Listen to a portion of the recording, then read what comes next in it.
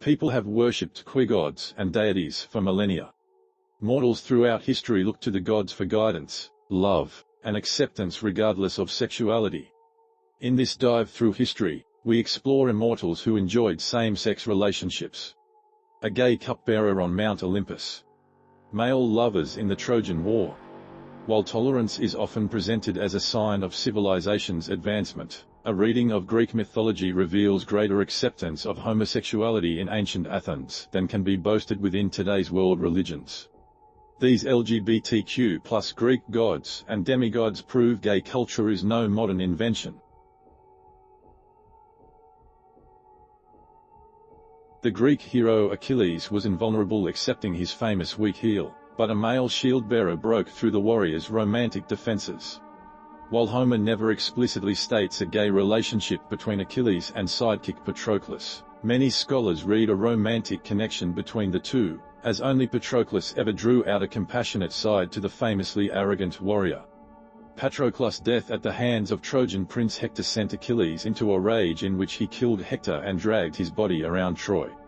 Other myths also disclose Achilles was struck by the beauty of Troilus, a Trojan prince. Ganymede was a handsome young prince in Greek mythology.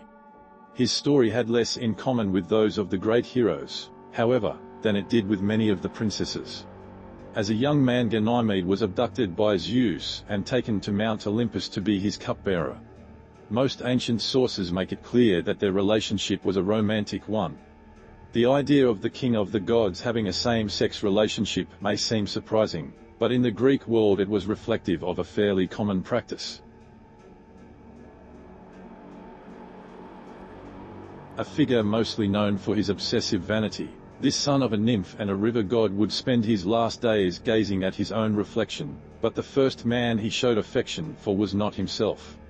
A myth traced in origin to the Boeotia region mentions a relationship between Narcissus and the smitten Amynias, whom Narcissus would eventually grow tired of before sending him a sword as a kiss-off.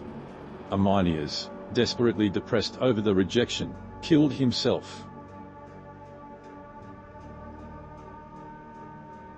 The sun god, one of the most important in all literature, was also quite the libertine. Besides dalliances with numerous nymphs, Apollo was also lover to Macedonian prince Hyacinthus, who died catching a thrown discus, then turned by the god into the hyacinth flower. The pseudo-Apollodorus also said Apollo had been with Thracian singer Thamyri in the first man-on-man relationship in history. And for those who think same-sex nuptials are a 21st century invention, Apollo also was in a relationship with Hymen, the god of marriage. The wing-heeled messenger of the gods was said in multiple myths to have male lovers.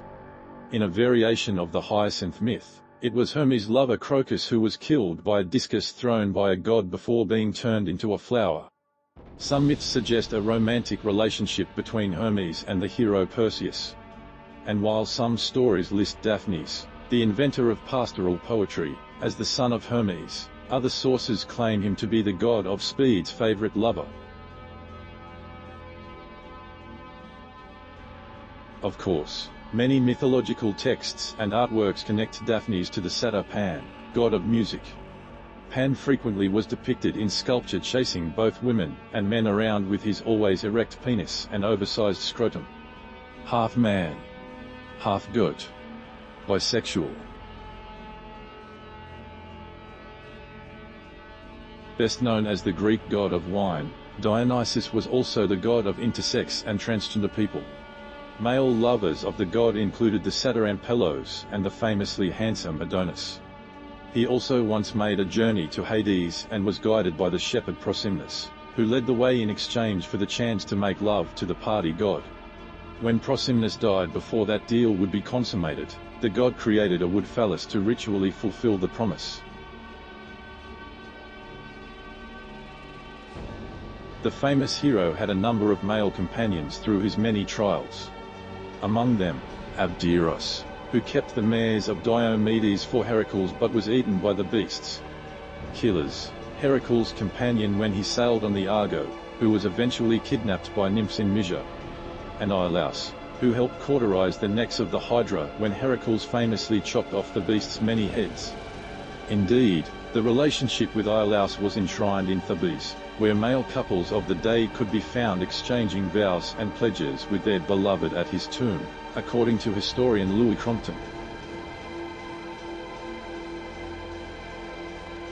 Poseidon was one of the 12 Olympians in ancient Greek religion and myth, god of the sea, storms, earthquakes and horses.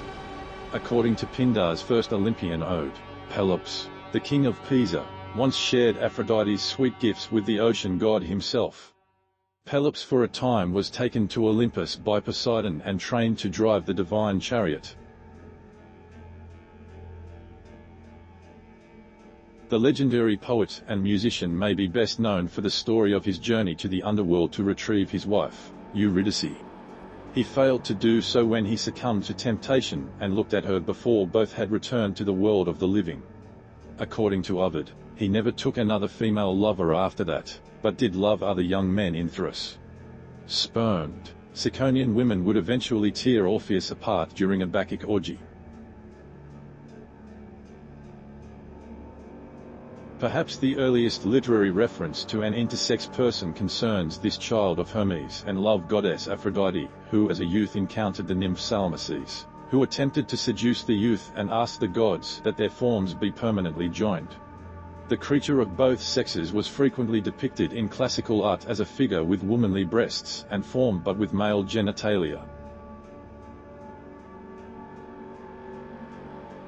This nymph follower of Artemis took a vow to remain a virgin and could not be tempted even by Zeus, at least in male form. But when Zeus disguised himself as Artemis, she was lured into the Gaddish embrace. Hesiod wrote that after this tryst was discovered, Callisto was turned into a bear before she gave birth to son Arcas. Callisto and Arcas were later put in the stars as the constellations Ursa Major and Ursa Minor.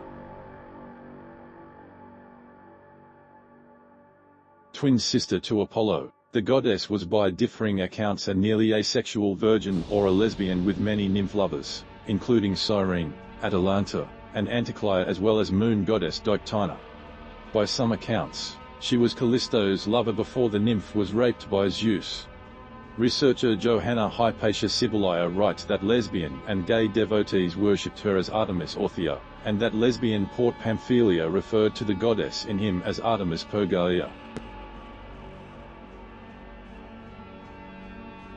The original race of warrior women, the Amazons of myth, lived in a society free of men, one where the powerful women would only have heterosexual sex once or twice a year, for reproductive purposes only, with male slaves abducted from neighboring villages or taken prisoner during wars, according to Strabo. So what happened the rest of the year? Well, many scholars suggest the idea of a lesbian culture is just modern fantasy, though there is art from the time that depicts Amazonian queen Penthesilea accepting a love gift from a Thracian huntress. The blind prophet of Apollo was most famous in Greek myth for being transformed from a man into a woman for 7 years. During his female years, TEIRESIAS became a priestess of Hera, married, and even had children, according to Hesiod. Call him mythology's original transgender person. After the gods changed him back, Zeus asked who enjoyed sex more, men or women. TEIRESIAS revealed the ladies had it roughly 10 times better than the lads. Reporting this earned him a blinding by Hera. The goddess of wisdom and patron of Athens was a virgin by nearly every mythological account but did express a romantic attraction to the Attic maiden Myrmex. However, that ended poorly when Myrmex pretended to have invented the plough, one of Athena's creations, and Athena turned the girl into an ant. While the goddess of love is not identified prominently as lesbian herself, the Greek poet Sappho of Lesbos told many homoerotic tales and named Aphrodite as the greatest patron and ally of lesbians and homosexuals within the Greek pantheon of gods.